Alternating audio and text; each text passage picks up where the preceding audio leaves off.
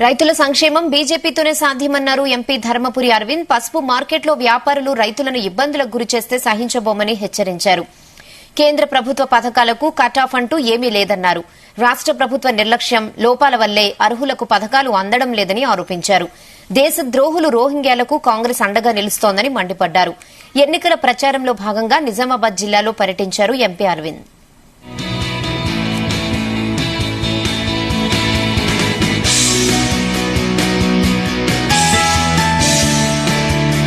ఇక్కడ ఎట్లయితే ఇవాళ మనం ఈ కార్యక్రమం మొదలు పెట్టుకున్నాము, మనంతా మోడీ కుటుంబం.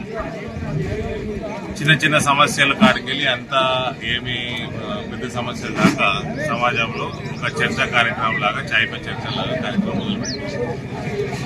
ఇందులో పసుపు, వరి, కూరగాయల మీద ఏమేమి ఇబ్బందులు ఉన్నాయి ఇవన్నీ కూడా మీరు విన్నారు. ఫైనల్ గా ఇప్పుడే మీ ముందరనే డిస్కషన్ అయింది. ఈ వేరే రాష్ట్రాల నుంచి వచ్చిన ముస్లింల ముఠా,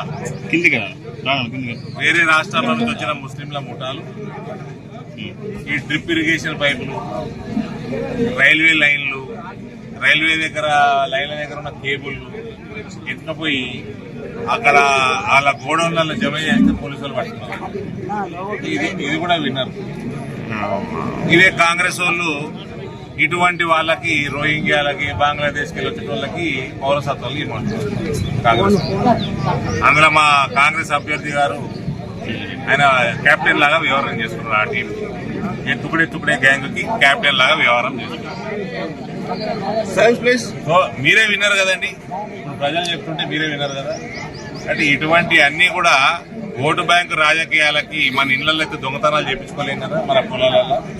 ఇవన్నీ అరికట్టాలా, స్ట్రిక్ట్ గా సిఏఏ ఇంప్లిమెంట్ కావాలా.